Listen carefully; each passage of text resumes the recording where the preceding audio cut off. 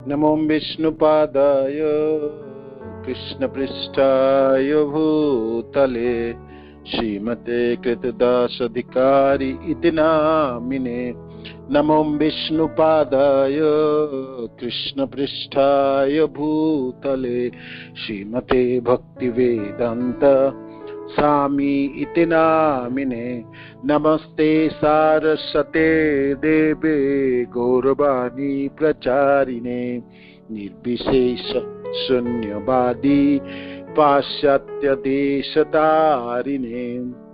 श्रील प्रभुपाद की जय, गुरु महाराज की जय, आप सब भक्तबिंद की जय। निताय गौर प्रेमानंदी हरि हरि बोल। ओम अज्ञानतिमिरन्धस्य ज्ञानाञ्जनशलाकया चक्षुरुन्मीलितं येन तस्मै श्रीगुरुवे नमः। श्रीचैतन्यमनोभीष्टं स्थापितं येन भूतले स्वयं रूपकदा मह्यं ददाति स्वपदान्तिकम्। वन्देऽहं श्रीगुरो श्रीयुतपदकमलं श्रीगुरुं वैष्णवां च। श्रीरूपं साग्रजातं सगण रघुनाथान्वितं तं सजीवं साद्वैतं सावधूतं परिजनसहितं कृष्ण चैतन्यदेवं श्रीराधा कृष्णपादान् सहगण ललिता श्रीविशाखान्वितमांश्च। हे कृष्ण करुणा सिन्धो दीनबन्धो जगत्पते गोपेश गोपिका कान्त राधा कान्त नमस्तुते। तप्त कांचन गौरांगी राधे वृंदावनेश्वरी विश्वानुसुते देवी प्रणमामि हरिप्रिये। वाञ्छाकल्पतरुभ्यश्च कृपा सिन्धुभ्यैव च पतितानां पावनेभ्यो वैष्णवेभ्यो नमो नमः। जय श्री कृष्ण चैतन्य प्रभु नित्यानंद श्री अद्वैत गदाधर श्रीवासादि गौर भक्तवृंद। हरे कृष्ण कृष्ण कृष्ण हरे हरे, हरे राम राम राम हरे हरे। श्रील प्रभुपाद की जय, गुरु महाराज की जय, आप सब भक्तबिंद की जय। श्री गोविंद लीलामृतम श्रील कृष्णदास कविराज गोस्वामी की जय। कृष्णदास कविराज गोस्वामी द्वारा विरोचित ग्रंथ, ये अष्टजाम लीलाओं वर्णित है इस ग्रंथ में। और हम अभी तक प्रथम सर्ग तथा निशांत लीलाओं की बारे में पढ़ रहे हैं। तो निशांत लीला 3:36 से लेकर 6 बजे तक की समय है और निशा अंत माने रात्रि के अंत लीला है ना। तो लगभग इसमें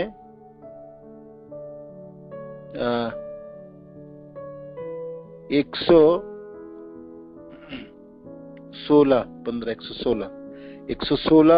श्लोक है इसमें और हम 30 श्लोक तक पढ़े अभी, है ना। 30 नहीं 38 श्लोक तक पढ़े थे हमने पिछले अभी तक जो पढ़ाई की है। 38 श्लोक तक, 38 श्लोक तक पढ़े, ठीक है। तो बहुत दिन के बाद हो रहा है तो आपको थोड़ा सा पिछले बता देते हैं। कुंज निकुंज लीला है जिस ग्रंथ में आप सब जानते ही हैं। और ऐसे तो अष्टजाम लीलाओं की और भी ग्रंथ हैं और आचार्य जनों की है, तो कृष्णदास कविराज गोस्वामी द्वारा विरोचित गोविंद लीला उसमें से सर्वोपरि है। और राधा कृष्ण की निजी लीला है, कुंज लीला है इसमें।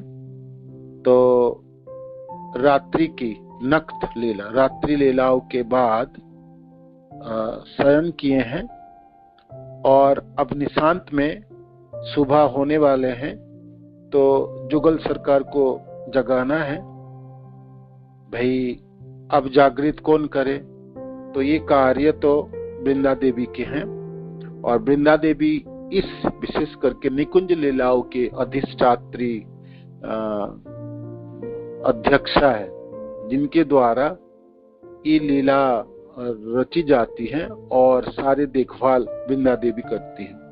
तो वृंदा देवी के अधीन असंख्य तोते हैं, जो और भी सारे पक्षियां हैं, मयूर, कोयल आदि, है ना। तो पशु पक्षियों के द्वारा जुगल सरकार तथा जुगल जड़िए, है ना, राधा श्याम सुंदर की, राधा रानी और भगवान राधा कृष्ण की लीलाओं की संपादना में ये सब पक्षियां तथा पशु पक्षी सहायता सेवा अपने अपनी सेवा करती है। तो हमने देखा वृंदा देवी थोड़ी डर गई कि भाई सुबह होने वाले हैं और ये दोनों तो सो रहे हैं। तो भाई सुबह हो जाए और सूरज की किरण फैलने लगे तो ब्रज के रास्ताओं में लोग की गमनागमन शुरू हो जाएंगे। तो फिर भगवान श्याम सुंदर जब जाएंगे तो कोई भी देख लेंगे उनको। तो लोग तो कहेंगे भाई वो तो अपने घर में है नहीं, ये तो कुंज में है। और फिर राधा रानी की भी ऐसी होगी, फिर जटिला कुटिला, तो फिर उनको जीने ना दे। तो इसीलिए वृंदा देवी को डर लगे जे इन दोनों को जगाना है। तो जागृत करने के लिए हमने देखे कैसे कैसे करके व्यवस्था किए। मयूर, मयूरी, कोयल, कोकिल, कोकिला और मंजूभाषी नामक तोते की बात आई।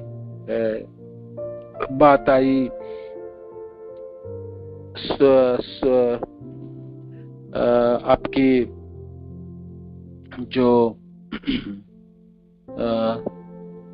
क्या है उसके नाम, सुक्षमधि नामक तोते की बात आई। तो सब, हर पक्षी माने हर तोते तथा सुख तथा सारी सब प्रयत्न कर रहे थे। कब कोई तो राधा रानी की प्रिय है, कोई भगवान कृष्ण की है। तो सबके एक ही कार्य है जे भाई जग जाओ और जग के आप अपनी सैया को छोड़ दो और छोड़ के अपने अपने घरों में प्रस्थान करो, क्योंकि अब निशांत, अब सुबह होने वाले। आप देखो पूर्व दिशाओं के पूर्व दिगंत में सूर्य देव उदित होने वाले हैं और पूरे संसार उद्भासित हो जाएंगे सूर्य किरण से। लोग अपने कार्य करने के लिए निकल आएंगे, है ना। तो ये होने से पहले ही आप अपना निद्रा त्याग दो, सैया को छोड़ के अपने अपने घरों में चले जाओ, है ना, चले जाओ। तो ये पूरी श्लोकों के माध्यम से कृष्णदास कविराज गोस्वामी इस दृश्य को वर्णन कर रहे हैं। और हमारे आचार्य विदग्ध हैं कविताओं में, भाषाओं में और विशेष करके भक्त हैं, प्रेमी भक्त जनों में हैं। और कविराज गोस्वामी तो मंजरी हैं हमारी आचार्य गौड़िया संप्रदाय के। तो ये सब गोलोकवासी नहीं है ना, कृष्ण लीला में सब गोलोकवासी है। तो राधा कृष्ण के लीलाओं में, है ना, मंजरियों के कुंज लीलाओं में मंजरी के रूप में सेवा करती हैं ये। और इस गौर लीला में आप भाई आचार्य बने तो प्रत्यक्ष सेवा में नियोजित होके उस कुंज लीलाओं की जो हम सब जनों की, जो इस बद्ध संसार में जीवन है, हमारी बद्धता है, तो हम सबों के कल्याणों के लिए उन दिव्य जगत की, विशेष करके राधा कृष्ण की दिव्य लीलाओं की झांकी को यहाँ पर प्रदर्शित कर रहे हैं। कविताओं में, भाषा शैली में, अलंकार उपमा में अद्भुत है इस ग्रंथ। इसकी समान बहुत ही कम ग्रंथ हैं जिसमें कविता उपमा अलंकारों के माध्यम से विशेषकर जो उपमाएं हैं कविराज गोस्वामी के अद्भुत हैं। इस ग्रंथ रचना के बाद ही ब्रज के रसिक जन भक्तजन उनको कविराज के रूप में उपाधि से भूषित किए थे। ये कवियों के राजा है, कविराज है ना। तो हम अभी तक जो भी श्रवण किया आप भी देखिए किस प्रकार की उपमाएं हैं, है ना, और क्या भाषा शैली है। हालांकि अद्भुत संस्कृत में ये ग्रंथ रचित है ना, और संस्कृत भी बहुत उच्च कोटि की है, शब्द उनके विन्यास आदि हैं। तो पढ़ते समय वर्णन करते समय मैंने कुछ संस्कृत श्लोक भी व्यवहार किए और पढ़ेंगे, जिससे इसके मूल ग्रंथ के रस आस्वादन हम कर पाए हैं। तो दृश्य आपकी 36 तक हमने पढ़े, 37,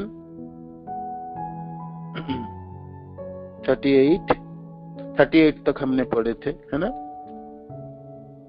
तो क्या है, कुंज में राधा कृष्ण जुगल सर्कस सोए हुए हैं, जागृत अवस्था में, निद्रा की अवस्था में नहीं है, किंतु जागने के बाद भी सैया छोड़े नहीं दोनों, और आंखें बंद करके सोए हुए हैं। जागने की इच्छा नहीं है, माने घर जाने की इच्छा दोनों में से किसी को नहीं है, ना श्याम सुंदर की है और ना राधा रानी के। एक दूसरे को आलिंगन करके और आंखें बंद करके सैया के ऊपर सोए हुए हैं। ये दृश्य है कुंज में। तो भाई प्रश्न आए, ये जाना क्यों नहीं चाहते हैं? तो थकान के वजह से, रात्रि के विहारों के वजह से, आलस्य है एक कारण है। दूसरी है सुबह का जो नींद है, निद्रा है, उसका एक दूसरा सुख प्राप्त होता है ना। तीसरी कारण, ना राधा रानी श्याम सुंदर को छोड़ना चाहते हैं और ना श्याम सुंदर राधा रानी को छोड़ के जाना चाहते हैं। दोनों ही एक दूसरे से पृथक होना नहीं चाहते, है ना। तो उसमें एक सुख है साथ में रहने से।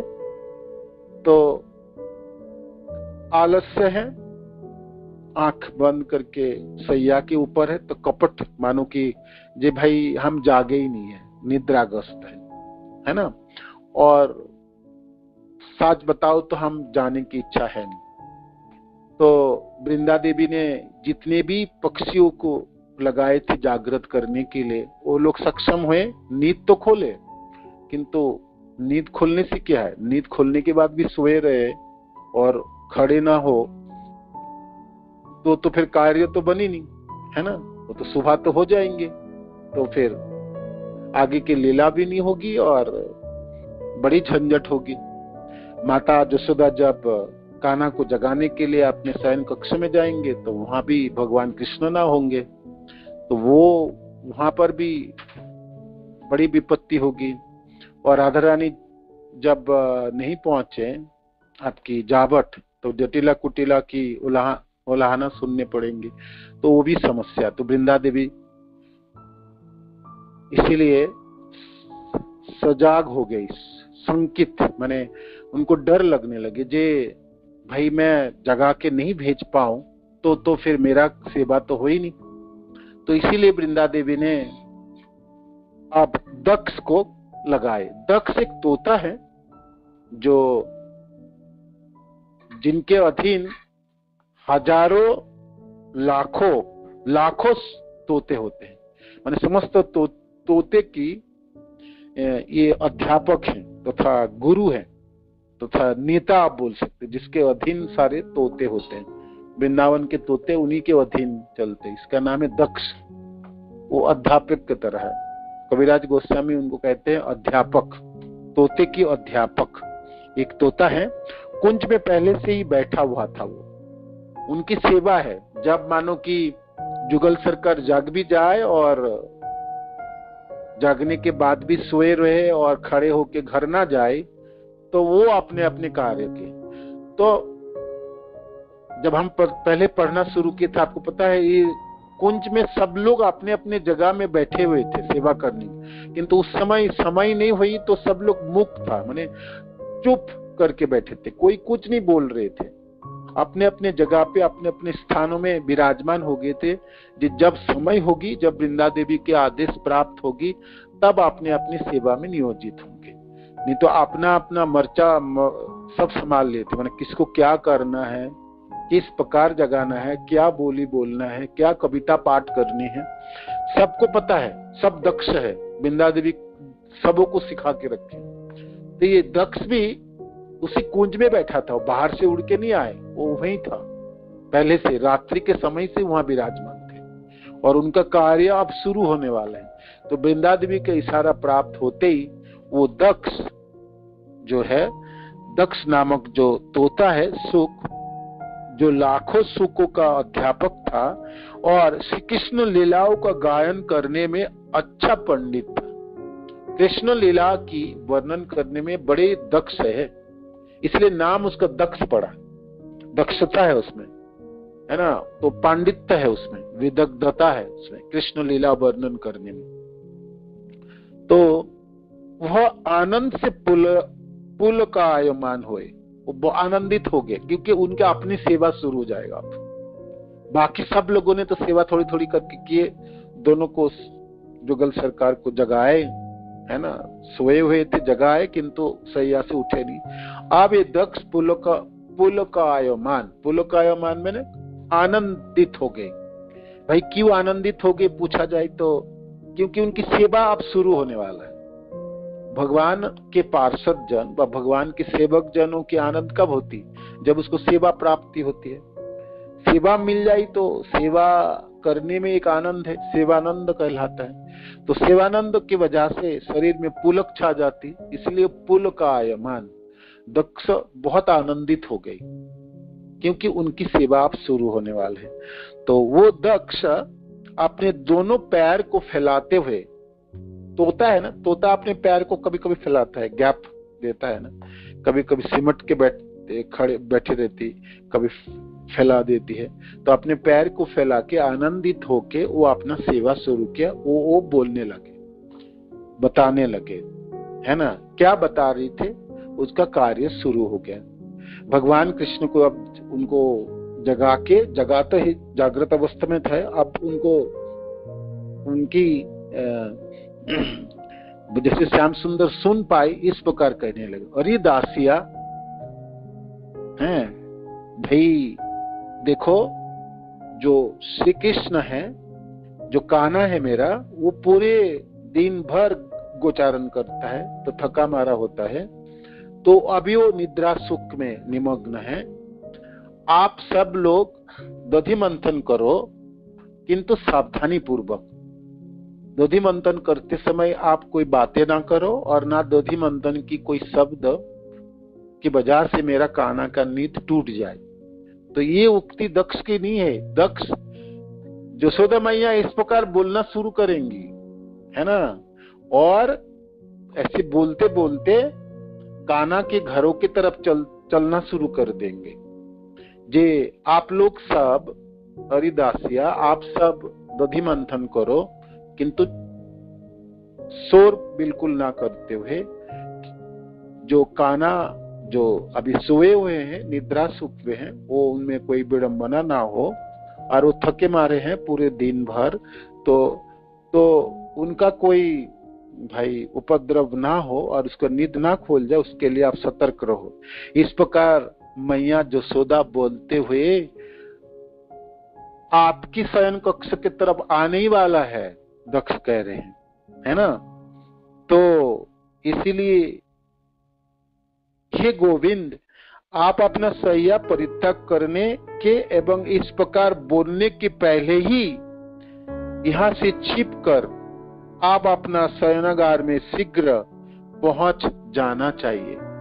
माँ इस प्रकार बोलते हुए यशोदा मैया जागृत हो जाएगी, इस प्रकार बोलेंगी दासिया को, और बोलते हुए आपके शयन कक्ष की तरफ आने लगेंगे, आपको जगाने के लिए। तो इससे पहले ही आपको यहां से जागृत होके और आपको अपने शयन कक्ष में वापस चले जाना पड़ेंगे, है ना। तो शीघ्र आप कीजिए, वो कार्य आप कीजिए, नहीं तो जसोदा मैया तो आपके शयन कक्ष में पहुंचने ही वाले हैं। और पहुंच के मानो कि आपको ना देखे तो क्या होगा बताओ, तब फिर माँ की क्या दशा होगी। तो इसीलिए आप शीघ्र जल्दी कीजिए, देर ना कीजिए, और यहाँ से जल्दी उठ के छिप के आपके शयन कक्ष में चले जाए, है ना। ये दक्ष ने भगवान श्याम सुंदर को सचेतन कर रहे हैं, बता रहे हैं, हे गोविंद, हे गोविंद। गोविंद शब्द का अर्थ है गाय को आनंद देने वाले तथा इंद्रियों को आनंदित करने वाले। भगवान कृष्ण समस्त जीवों को इंद्रियों को आनंद देने वाले हैं। सिर्फ मनुष्य नहीं, पशु पक्षी जो भी जीव हैं सब आनंदित होते हैं भगवान कृष्ण के दर्शन करने मात्र से या भगवान कृष्ण के सानिध्य से, है ना। तो गोविंद नाम इंद्रदेव ने भगवान को दिए थे ना। जब गोवर्धन लीलाओं में आप सब जानते हैं, इंद्रदेव ने गुनाह किए और वज्र से और बारिश से पूरे ब्रज भूमि को डुबोना चाहते थे और सबों को मार डालना चाहते थे। उसी समय भगवान अपने उंगलियों से गोवर्धन पर्वत को धारण करके अपने प्रिय ब्रजवासी जनों को रक्षा किए और कुछ भी ना कर पाए इंद्रदेव। 7 दिनों तक इतने वज्र और इतने मूसलाधार बारिश, संबर तक मेघ आदि सबको, सारे अस्त्र, सब कुछ जो कुछ था इंद्रदेव के पास, सब उन्होंने सब चीजों को लगाया था, किंतु ब्रजवासी जनों के बाल बांका न कर पाए, किसी को कुछ ना हो। तो बाद में इंद्र को पता, ओहो ये तो प्रभु है ना, ये तो बहुत बड़ी गुनाह हो गया। तो व्यक्ति जब गुनाह करता तो डर के मारे किसके पास जाता है? जो जीवन में कुछ गलती हो जाए तो गुरु के पास जाएंगे, तो गुरुदेव बृहस्पति के पास जाए, क्योंकि ये बहुत बड़ी गुनाह हो गई, ये तो भगवान है, हमने तो भाई उनके जनों को और उनको मारने के लिए हमने अपना ये धृष्टता दिखाई, तो रक्षा कीजिए, आप बचाइए। तो गुरुदेव कहते कोई ना बचा पाए, ना मैं बचा पाऊं आपको। जिनकी प्रति अपने धृष्टता दिखाई उन्हीं के पास जाके माफी मांगिए। तो इंद्रदेव डर गए। जिसमें जो गुनाह करता है तो फिर डरता भी है ना। धृष्टता क्या तो डर था, जिसमें मैं कैसे जाऊं भगवान कृष्ण के पास, और मेरे जाने से तो वो और भी क्रोध में आ जाए और क्या क्या करे क्या पता। तब गुरुदेव ने उनको सलाह दी, आप ऐसा क्यों नहीं करते? जो भगवान कृष्ण की सबसे अच्छी चीज है, जिससे कृष्ण बहुत संतुष्ट रहते हैं, आनंदित होते हैं, आप सुरभि गाय को सामने रख के उनके पीछे छिप के भगवान को आप भगवान के पास जाइए। तो इंद्रदेव अकेला नहीं आए, तो सुरभि गाय को आगे लेके और गायों के पीछे छिपते हुए भगवान के पास में आके उन्होंने दंडवत प्रणाम किए, सब कुछ किए, माफी मांगे, है ना। तो भगवान कृपा करना ही था, है ना। हालांकि इंद्रदेव की तो बहुत बड़ी धृष्टता थी ये, है ना, जानबूझ के उन्होंने ऐसा किए। और किंतु सुरभि गाय को सामने रख के गायों के प्रति, गाय को आनंद देने वाले, इसलिए गोविंद शब्द है ना, या इंद्रियों को आनंदित करने वाले। और फिर ये गोविंद कुंड की जलों से भगवान के अभिषेक किए और भगवान की पूजा अर्चना करें, है ना, आरती आदि किए और भोग आदि निवेदन किए, तरह तरह की स्तुति किए। ऐरावत, है ना, हाथियों के द्वारा जो स्वर्गलोक में भी जो तीर्थ है, उन सबों की जलों से भी भगवान के अभिषेक किया गया। भाई देवता लोगों की मैनेजमेंट है तो आप जानते हैं, जैसे हम भगवान की सेवा के लिए क्या क्या करते, अभिषेक करके दूध पंचामृत से करेंगे। देवता लोग के पास और भी कितना कुछ अवेलेबल है, एक से एक उनके पास फूल है, एक से एक बागीचा ही है। देवलोक में तो सिर्फ फूलों के बागीचा ही बागीचा है, वहां कोई खेती बाड़ी तो होता नहीं, गेहूं चावल के कोई जमीन है नहीं। जितने भी जमीन है जिसके ऊपर से बागीचा है, सुंदर सुंदर फूल और फलों की है ना भरा हुआ वृक्ष रहते हैं, और एक से एक सुगंधित फूल है वहां। दूसरा एक फूल था जो वो क्या था, पारिजात वृक्ष है ना। पारिजात ये स्वर्ग की है, स्वर्ग के उद्यानों की फूल, जिसको भगवान कृष्ण ने रुक्मिणी जी ने कौन सा पत्नी है सत्यभामा जी ने भगवान से किया, जे वो पारिजात फूल चाहिए मेरे को, है ना। तो भगवान अपनी प्रिय पत्नी के लिए स्वर्ग के देवताओं से लड़के लाए थे द्वारकापुरी। भगवान सब कुछ कर सकते, भगवान तो गोलोकवासी, भगवान स्वर्गवासी थोड़ी है। तो इसीलिए इस ब्रह्मांडों के हर वस्तु उनके पास है, और इसके अलावा भी गोलोक आध्यात्मिक जगत के विषय कोई भी चीज को ला सकते हैं। तो भगवान एक लीला कर रहे थे। देखो अपनी पत्नियों के प्रति मैं अपने पत्नियों के ऊपर पत्नी किस प्रकार मैं सम्मान दिखाता हूँ, प्यार करता हूँ, है ना।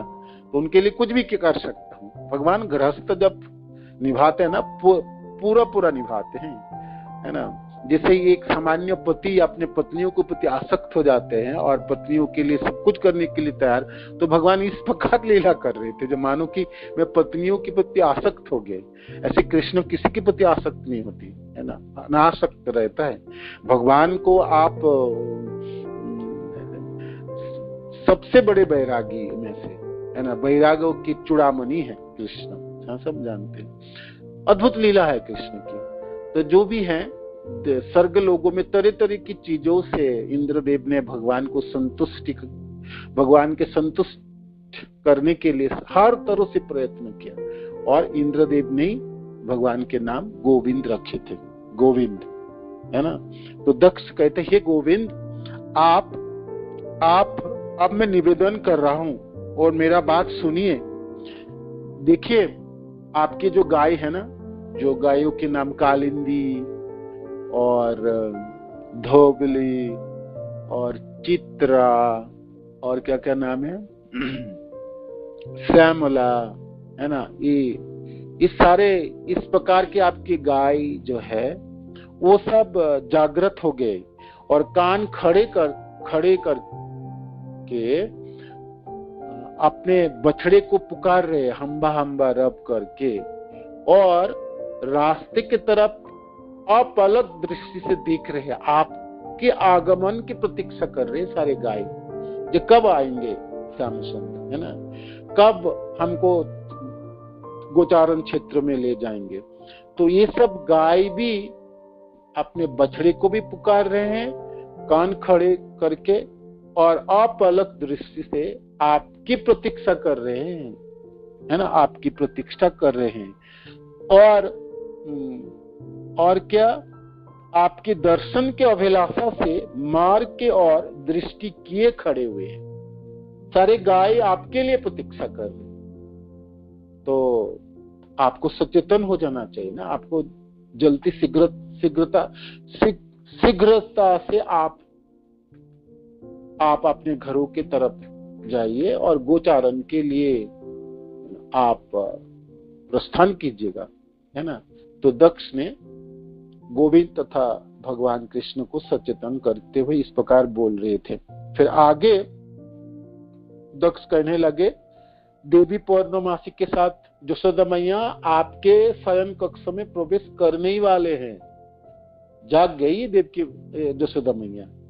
तो सुबह जब होते नंद बाबा के घरों में, नंदलायों में, तो सबसे पहले तो यशोदा मैया जागती हैं और फिर अपनी दूधी मंथन करके कान्हा के लिए जो मक्खन वगैरह बनाना वो करती है, बाकी दासियों को सब कामों में लगाती हैं, और फिर सब कुछ स्नान आदि तो पहले ही स्नान आदि करके ये सब किए हैं, पूजा अर्चना भगवान विष्णु की वो सब कर लिए हैं, और फिर उसी समय पौर्णमासी वहां पर आती, और पूर्णमासी के साथ दोनों मिलके भगवान के शयन कक्ष में आते हैं और अपने पुत्र, लाडले पुत्र कान्हा को जगाते हैं, यशोदा मैया। तो दक्ष कहते, हे गोविंद, आप थोड़ी शीघ्रता कीजिए, आप जल्दी आप अपने घरों की तरफ प्रस्थान कीजिए, नहीं तो देखिए पूर्णमासी के साथ यशोदा मैया आपके शयन कक्ष में प्रवेश करने ही वाले हैं और आपको जगाने के लिए आ रहे हैं, है ना। तो उससे पहले आप शीघ्र शयन गृह में चले जाओ, आने से पहले चले जाओ। नहीं आओगे तो क्या होगे, नहीं जाएंगे तो क्या होगे, माँ को क्या लगेंगे, सोचिए कान्हा कहाँ चले गए, है ना, किधर ढूंढने जाएंगे। तो पूरे सब दास दासी सबको बता देंगे कान्हा तो है ही नहीं घर पे, ढूंढो। तो पूरे ब्रज मंडल में, मारे नंदालय या नंद भवनों में, है ना, तो चारों तरफ हाहाकार पड़ जाएंगे। तो वो दृश्य ना कीजिए, माने उससे पहले ही आप माँ आपके शयन कक्ष में प्रवेश करे, उससे पहले आप यहाँ से शीघ्रता से आप निकल के चले जाइए। दक्ष इस प्रकार अनुनय विनय करने लगे, है ना। वो दक्ष है, उसका नाम ही दक्ष है, बोलने में बहुत पटु है और उनके बोली में मिठास है और भगवान को याद दिला रहे जो आपको इस प्रकार करनी चाहिए। आप यहाँ पर सोते रहेंगे तो फिर आप काम बनने वाला नहीं, है ना, आप काम बनने वाला नहीं।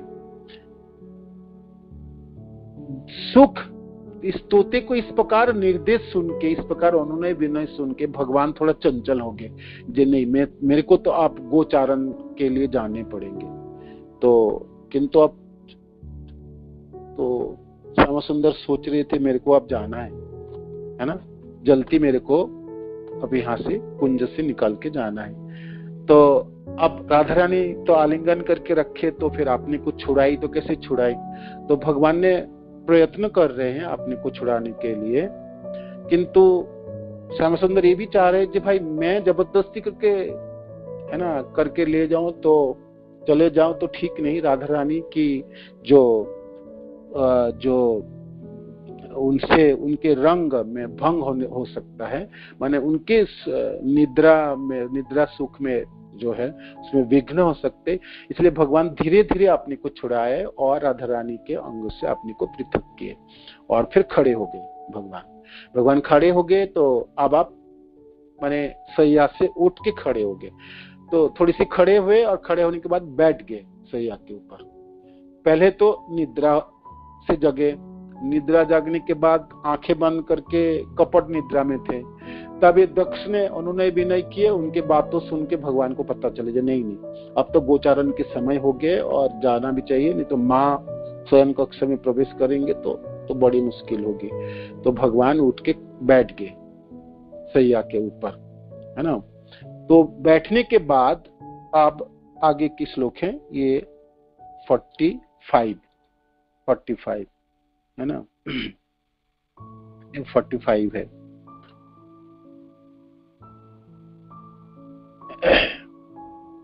वृंदा समेत ददृशी तयो प्रभातो द्रुत चेष्टतानि। तो जब आप बैठ गए तो अब इस बीच में क्या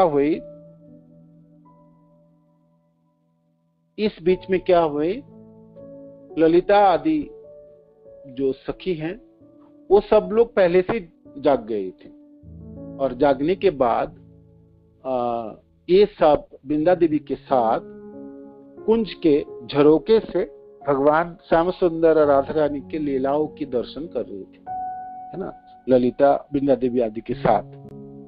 और जो भगवान की जो मनोहर लीलाएं हैं वो सब दर्शन करके आनंदित हो रही थी, सारी सखियां यहाँ पर, है ना। ये सब लोग पहले ही जाग गए थे, है ना, राधा कृष्ण की जागने से पहले जाग के अपने अपने सेवा में भी नियोजित थे। जो जिस प्रकार सेवा करनी, कोई तो भाई फूलों की माला बनाई, या कोई पान बीड़ा बनाए, कोई कुछ किए, कोई कुछ, सबके अपने अपनी सेवा है कुंज में, तो वो सब सेवा में नियोजित था। तो अब आप राधा कृष्ण जागने वाले हैं और जागने के बाद सब अपने अपने घरों में चले जाएंगे। तो ये दृश्य बहुत सुंदर होंगी। उसको देखने के लिए कुंज के सामने आ गई सारी सखियां वृंदा देवी के साथ, वृंदा देवी भी साथ में है, और झरोके से भगवान की इस अद्भुत लीलाओं को दर्शन के अभिलाषा से सारे ने आंखें बिछा के वहां पर खड़ी है। तो इस समय की इस श्लोक संख्या 46 में वर्णित है। अब आगे की दृश्य है,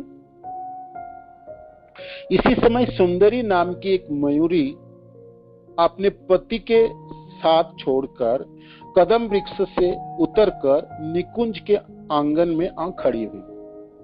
ये मयूरी है ना, मयूर और मयूरी। आप जानते हैं मयूरी जो है, जो फीमेल बर्ड है, वो नाचती नहीं है, ना उनमें बहुत सुंदर पंख है।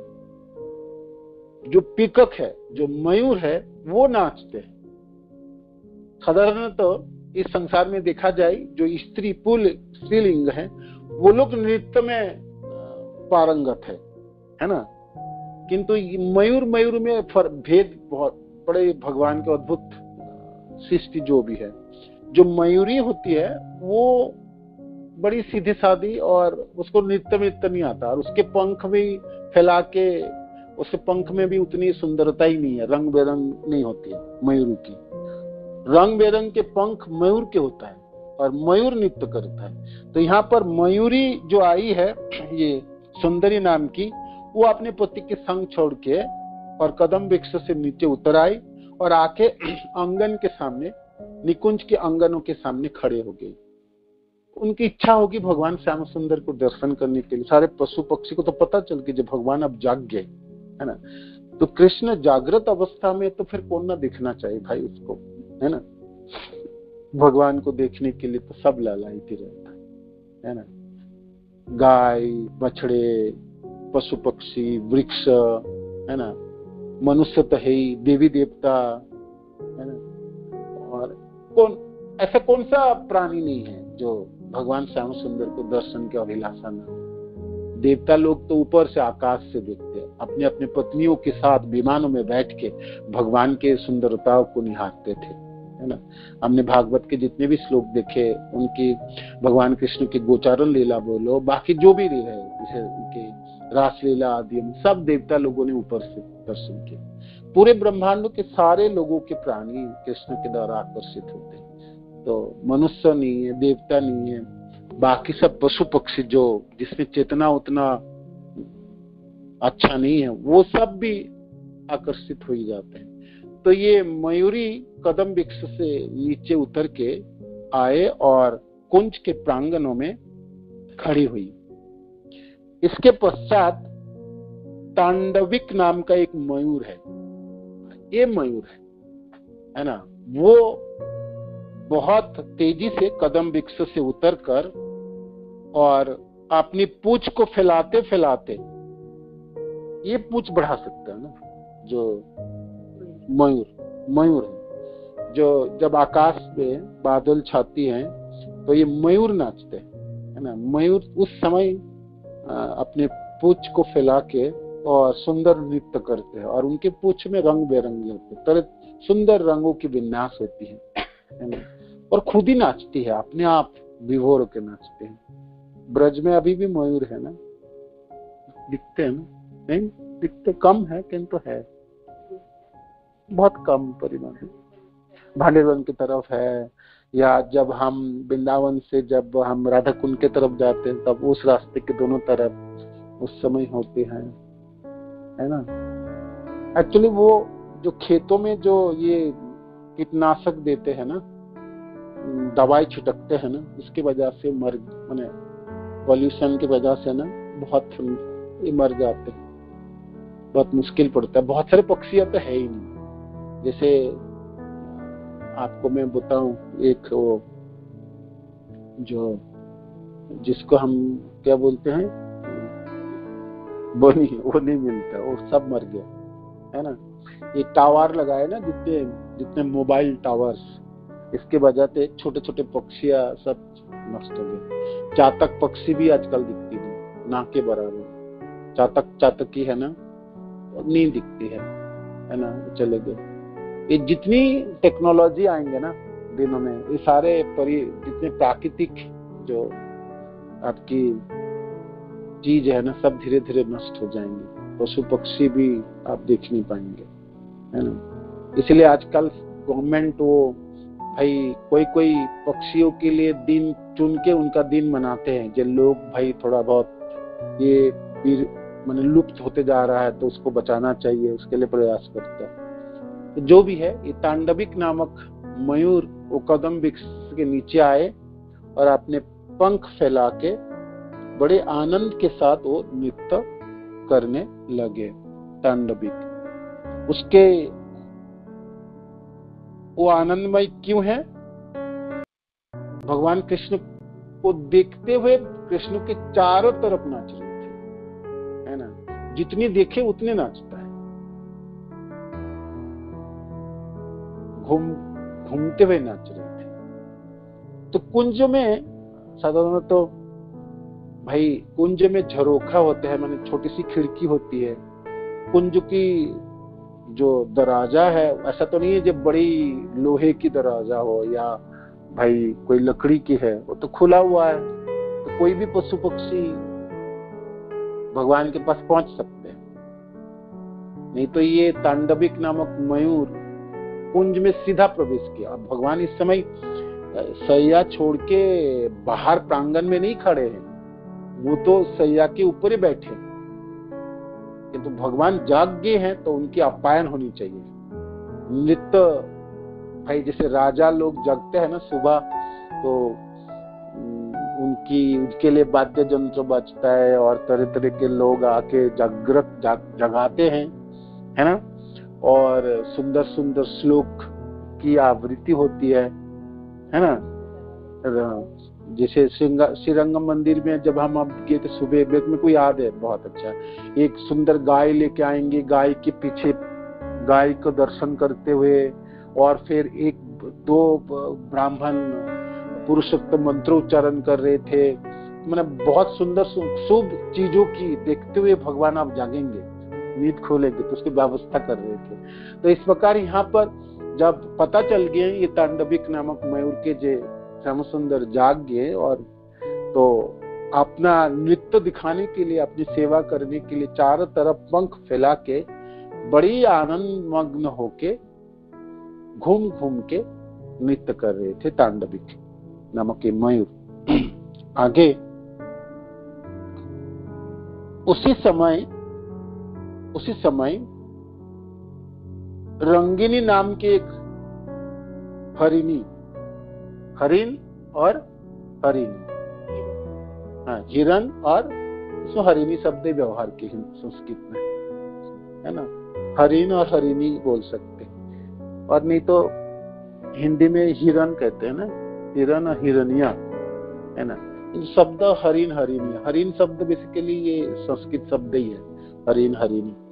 तो ये जो हरिणी है उसका नाम था रंगिनी।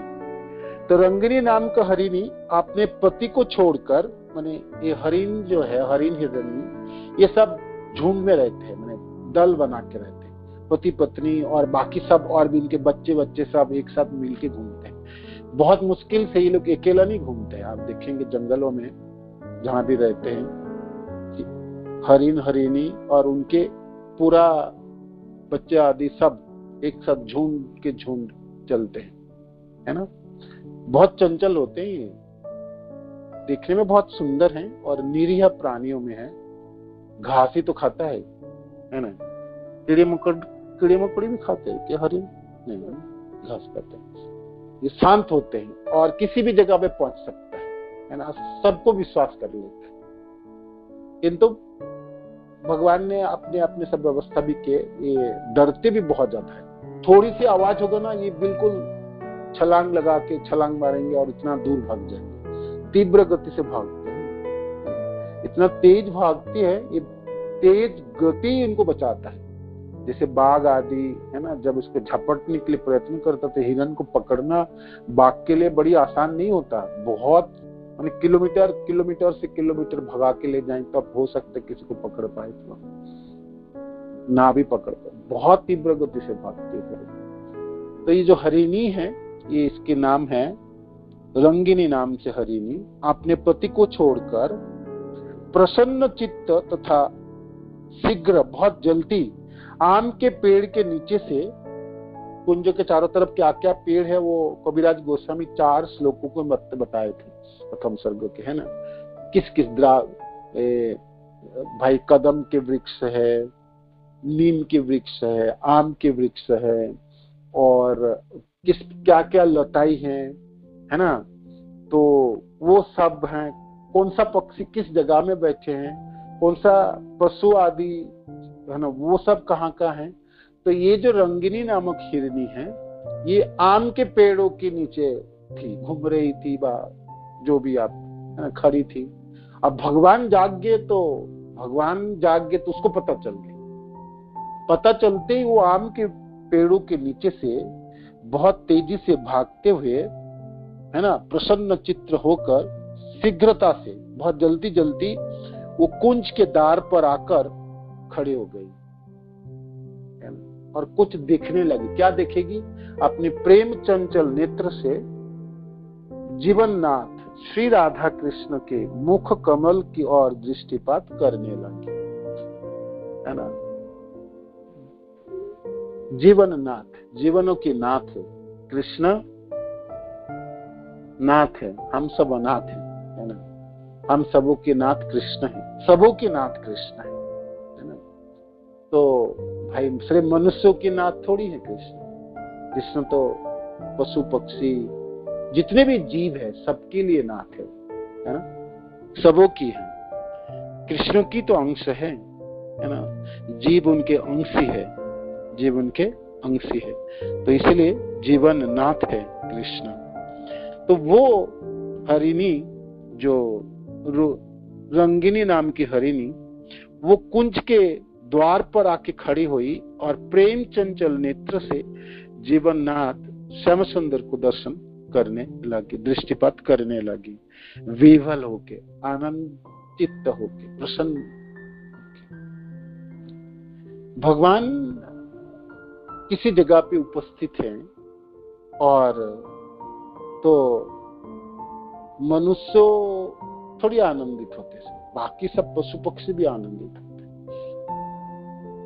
भागवत आदि वर्णन है शास्त्रों में, हमारे आचार्य जनों में, तो कृष्ण के प्रति इतने आकर्षित होते थे पक्षियां, और तो वो जब भगवान गोचारण के बाद अपने घरों में आते हैं, और तो नंद बाबा के घरों के चारों तरफ पेड़ों में वो पक्षियां वहीं रात्रि वास करते थे। वो लोग और किसी जगह जाते भी नहीं थे, है ना। और फिर इसी आशा से जिस सुबह होगी, भोर होगी, तो फिर नंद बाबा के पुत्र को हम फिर दोबारा दिख पाएंगे, और फिर उनके साथ साथ उड़ते हुए फिर हम दोबारा गोचारण में जंगलों में प्रवेश करेंगे, हम भी उनके साथ जंगल में फिर वापस आएंगे, फिर उनके साथ वापस आएंगे। तो घरों के चारों तरफ, नंद भवन के चारों तरफ वृक्षों में ये पक्षी विराजमान हो जाते थे, वहीं बैठे रहते, इसी आशा से जे कृष्ण की दर्शन होगी, है ना, भोर होते। तो हालांकि ये रंगिनी हरिण है ना है, और देखा जाए तो हिरण की हिरनी है ना। तो भाई पशु होने के नाते क्या चेतना होगी, है ना, ना के बराबर है ना। पशु तथा जानवरों में क्या चेतना होती है, वो उनको कितना बोध होती है, बहुत कम। मनुष्यों में सबसे ज्यादा है ना, हम समझ पाते अच्छा क्या बुरा क्या है, क्या चीज दिखना चाहिए क्या नहीं चाहिए, किस प्रकार, है ना। तो वो सब हमारे में हम सब जनों में चेतना है। तो पशुओं में क्या है, घास खाता रहेगा। आप बकरी को आप देखे नहीं, दूसरा बकरी को काट रहे, उसको कोई फर्क नहीं, वो घास खा रहा है, किंतु मनुष्य है तो भाई वो बचने के लिए कोशिश करेगा और कुछ करे, कोई इसको मारने दूसरे को मारे तो वहां से निकलने का प्रयास करेगा। बकरी को कुछ नहीं, खस खाई है ना। तो बेचारा है ना, माने हम कहते हैं ना ओबोध ना, जिसमें बोध नहीं है, जिसमें चेतना ही नहीं। कुछ भी हो भगवान को देख ले, है ना। जीव होने के नाते एक संबंध है कृष्ण के साथ, और हर जीव तो उन्हीं के साथ संयुक्त होने के लिए व कृष्ण के चरणाश्रित होने के लिए प्रयत्न करते हैं। ना भी करे तो वो छिपी हुई आशा में भी वो ही रहता है जी, भाई सुख प्राप्त होना, आनंद प्राप्त होना, है ना। तो वो सब चीज पशुओं में भी होती है। तो आप जब भगवान जागे कुंज में, तो उनको देखने के लिए ये हिरनी, है ना, रंगिनी नाम की जो हिरनी है, ये आम के वृक्ष के नीचे से तीव्रता से कुंज के द्वार के पर आके खड़े होके प्रेम चंचल नेत्र से जगन्नाथ श्री कृष्ण को दर्शन करने लगे। अब आप कोई कहे भाई हिरनी की आंखों में क्या प्रेम है ना। प्रेम तो कम से कम प्रेमी जनों के आंखों में होती है ना। मनुष्य जो साधक जन होते कृष्ण की से प्रेम कर रहे हैं, स्नेह कर रहे, तो हिरनी में क्या प्रेम होता है। हिरनी के आंखें होते बड़े सुंदर। हिरनी को आपने कोई देखे, हिरण हिरनी के देखे, बड़े ये निरीह प्राणी है ना, और झुंड में रहते हैं और देखते रहते हैं, अपलकने तो सब देखते रहेंगे। थोड़ी सी आवाज करो, शब्द होगा ना, देखते रहेंगे चारों तरफ, आगे पीछे बाएं दाएं सब देखे, मानो उनको डर है कि कुछ चीज आने वाला है, कोई कुछ अटैक करने वाले, इस प्रकार के। किंतु ये हिरनी कुंज के सामने आए भगवान को दर्शन करने के लिए, और कर भी रहे हैं, इसी उद्देश्य से वो आई है यहाँ पर, है ना। प्रेम चंचल नेत्र से जीवननाथ श्री कृष्ण को दर्शन कर रहे, है ना। कविराज गोस्वामी वर्णन करते हैं। तो देखिए, वर्णन करने समय किस प्रकार विस्तृत पुंखानुपुंख वर्णन हो रहे, कौन कहाँ खड़े हैं और कहां से आ रहे हैं, किस प्रकार आ रहे हैं, है ना। एक पूरी प्रेक्षापट है, माने पीछे एक पूरी झांकी है ना। तो इनकी संस्कृत जो श्लोक है वो अद्भुत सुंदर है, किंतु शब्द थोड़ी सी हार्ड है, इसलिए मैं पढ़ नहीं रहा हूँ। नहीं तो जैसे ये हिरनी, ये इसके ऊपर जो श्लोक है यहाँ पर, ये श्लोक संख्या है 49, है ना, 49। सपदी हरिणी रंगिनी आख्या विहाय निज प्रियम मुदित हृदया कुंजदारम रसालतलातदा द्रुत तरगगतिर्गत्वा प्रेम्णा विललो विलोचनम विनिहितवती वक्त्रात्वभोजे सजीवितनाथया।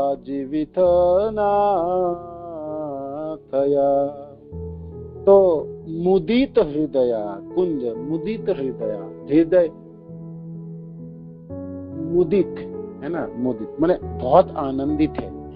और क्या, कुंज के द्वार पे रसालत द्रुत आगता, बहुत जल्दी जल्दी आई, प्रेम ना विलोल विलोचन, उसकी आंखों में प्रेम है।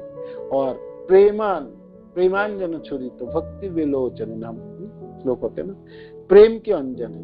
तो इस प्रकार इस हिरनी की आंखों में प्रेम है। तो प्रेम चंचल आंखों से वो भगवान जीवननाथ, जो सबों के नाथ है, श्याम सुंदर को वो दर्शन कर रही है ना, कर रही। विनिहित बोती वक्त्राम भोजे सजीवित नाथया, सजीवित नाथ है, मुख कमल की ओर दृष्टिपात करने लागी, मुख कमल के प्रति दृष्टिपात करने लागी। इसके उपरांत अब तो कौन कौन आए, भगवान जाग गए और कृष्ण को जागते हुए देख के तो जगाए तो दक्ष ने, है ना, तोता ने, जो अध्यापक है लाखों तोता की, तो उन्होंने बताए आप जल्दी कीजिए, है ना, सारे गाय आपकी प्रतीक्षा कर रहे हैं, माँ आपके शयन कक्ष में आने ही वाले हैं। और भगवान भी सचेष्ट हो गए, कैसे भी करके राधा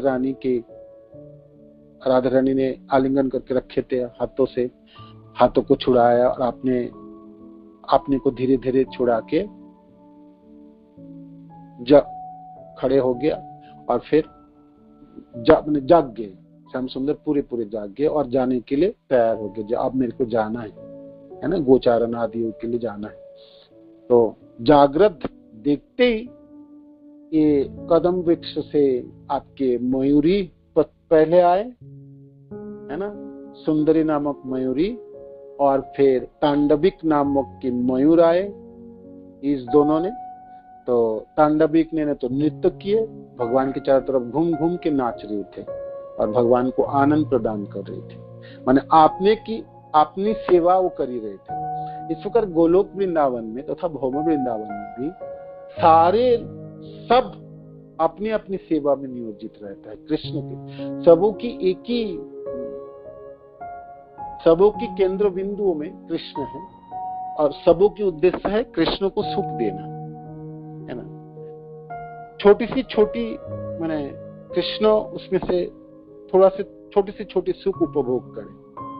तो मयूर को नाचते को देख के सुबह अब जागते हुए सुबह मयूर आपके चारों तरफ नाचने लगे तो स्वाभाविक आनंदित होंगे ना। तो ये भगवान कृष्ण श्याम सुंदर हंसने लगे होंगे, देखने लगे होंगे, है ना। तो ये उनकी सेवा है। तो तांडविक नामक मयूर की ये सेवा है, नाच रही थी। अब इतने में ये चल ही रहा था तो ये रंगिनी नामक हिरनी वो आम के पेड़ों के नीचे से बहुत जल्दी से भागते हुए कुंज के द्वार पर आके खड़ी हो गई और अपलक प्रेम दृष्टि से भगवान को देख रहे थे। जीवननाथ, समस्त जीवनों के नाथ, समस्त जीवों के नाथ, है ना, जीवननाथ। तो प्रेम भरी दृष्टि से देख रहे थे। कविराज गोस्वामी के श्लोकों में, उनके भाषाओं में, पशुओं में, है ना, प्रेम है। तो फिर मानो कि कह रहे कि भाई जब पशु पक्षी कृष्ण से प्रेम कर सकते तो मनुष्य क्यों नहीं कर सकते, हम सब क्यों नहीं कर सकते, साधक जन क्यों नहीं कर सकते, है ना। तो ये रंगिनी नामक हिरनी की बात आई और आगे श्लोक हैं। इसके उपरांत आप कौन कौन आ रहे हैं कुंज में भगवान को जागते हुए देख के क्या सेवा करने के लिए आ रहे हैं। इसके उपरांत सुरंग नाम का एक अन्य मृग, ये मृग है हरिणी, है ना। तो हिरन आप कह सकते हैं, हिरन और हिरनी, है ना। हरिण और हरिणी ये भी शब्द व्यवहार होती है संस्कृत में, हिंदी में भी व्यवहार किए और यहाँ पर हिंदी अनुवाद में भी हरिण और हरिणी लिखा हुआ है। ठीक है, हिरन और हिरनी भी हम बोल सकते हैं। तो ये हिरन है ना, एक मृग है, उसका नाम है सुरंग। वो श्री कृष्ण के दर्शन की लालसा से नेत्र फोड़े आम के पेड़ों के नीचे से निकलकर श्री कृष्ण की खोज में उछलता कूदता, जम मारता है ना, जब हिरन जब बहुत तेजी से जम मारते हैं तो उछलता कूदता फुर्ती से आ रहा है भगवान को देखने के लिए। भगवान कृष्ण दर्शन लालसा, कृष्ण के दर्शन की लालसा से वो आम के वृक्ष के नीचे से उछलता कूदता हुआ भगवान को ढूंढते हुए, उछलते कूदते हुए आलस्य त्याग कर निकुंज को और दौड़ने लगा, है ना।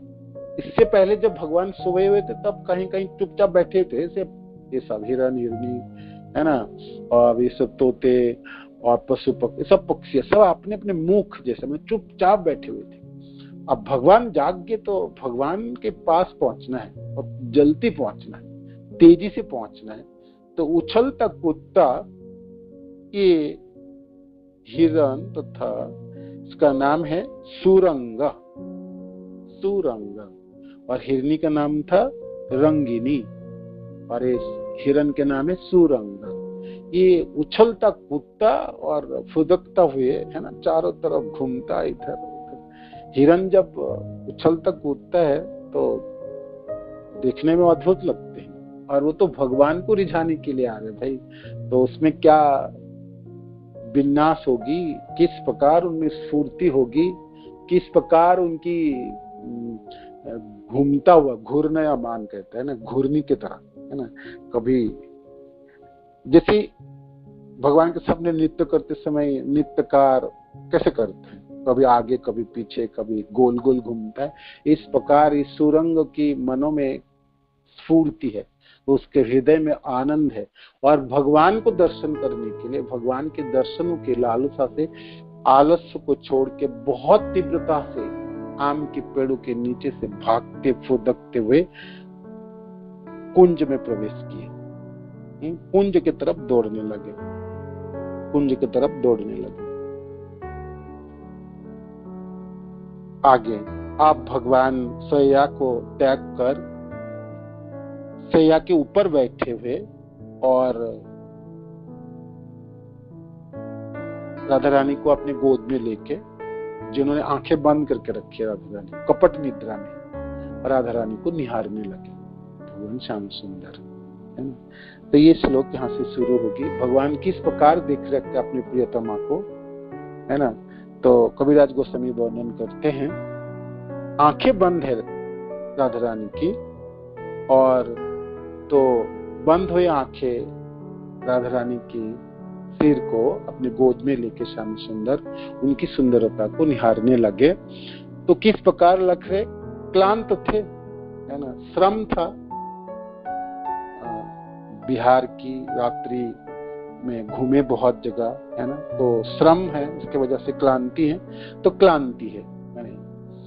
राधा जी को अपनी भुजाओं से गोद में लेकर साधु रीति से उनकी रूप माधुरी का दर्शन करने लगे, देखने लगे भगवान।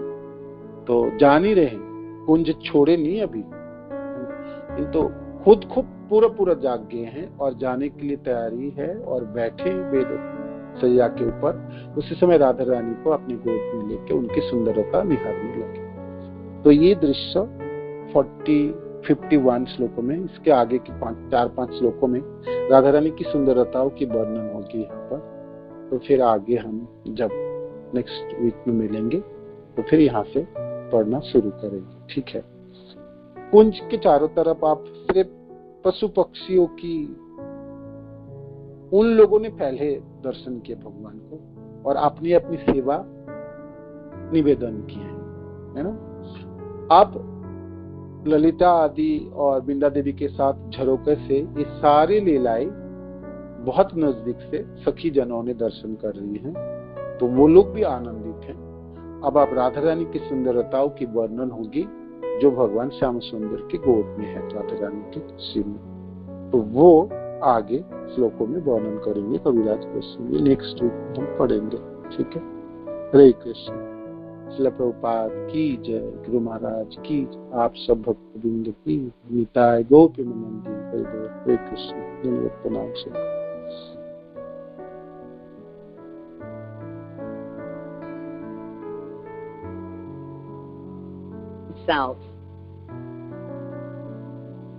तो आपको ध्यान करनी, स्मरण करनी, इसमें तो प्रश्न होगी नहीं, ठीक है ना।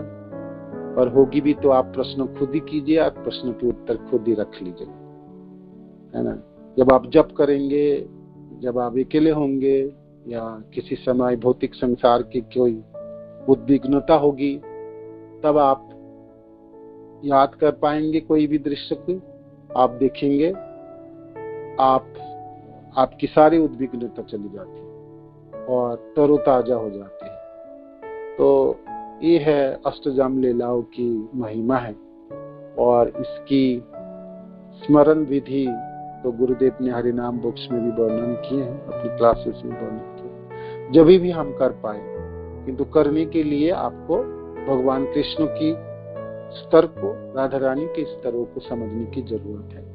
आप इन दोनों को सामान्य जनों में से गिन देंगे तो फिर भारी समस्या होगी। राधा कृष्ण, राधा तत्व और कृष्ण तत्व के बारे में आपकी पूर्ण ज्ञान होनी चाहिए, और कम से कम ये लीला जो दीक्षित भक्तजन श्रवण करे या तो फिर आस्वादन कर पाएंगे।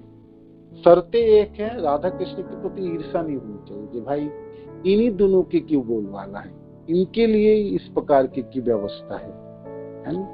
तो राधा कृष्ण की जो स्तर है वो आपको पता होना चाहिए। गुरुदेव ने इस बार भी वर्णन कर रहे थे, तो वो आप स्मरण बहुत अच्छी तरह से कर सकते। किंतु हाँ, कोई भी लीला आपने जो भी थोड़ी बहुत आपने श्रवण किए हैं उनको कभी भी आप स्मरण करेंगे तो आप खुद ही पता चलेगा जो आपको भौतिक संसार के कलमश से बहुत दूर लेके चले जाएंगे। अब सचमुच आपके मनों में एक आनंद की लहर उठती है ना।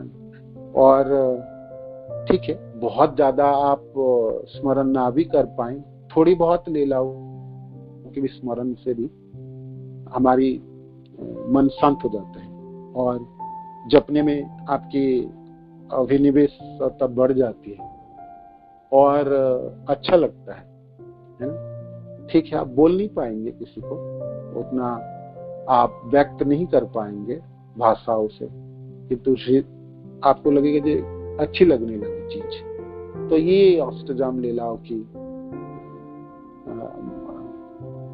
सब सुनने की, स्मरण करने की फल है। ठीक है ना। हरे कृष्ण। धन्यवाद। प्रणाम श्री वाञ्छाकल्पतरुभ्यश्च कृपा सिन्धुभैव च पतितानां पावनेभ्यो वैष्णवेभ्यो नमः। श्रील प्रभुपाद की जय, गुरु महाराज की जय, आप सब भक्तवृंद की जय। निताय गौर प्रेमानंदी। हरे कृष्ण।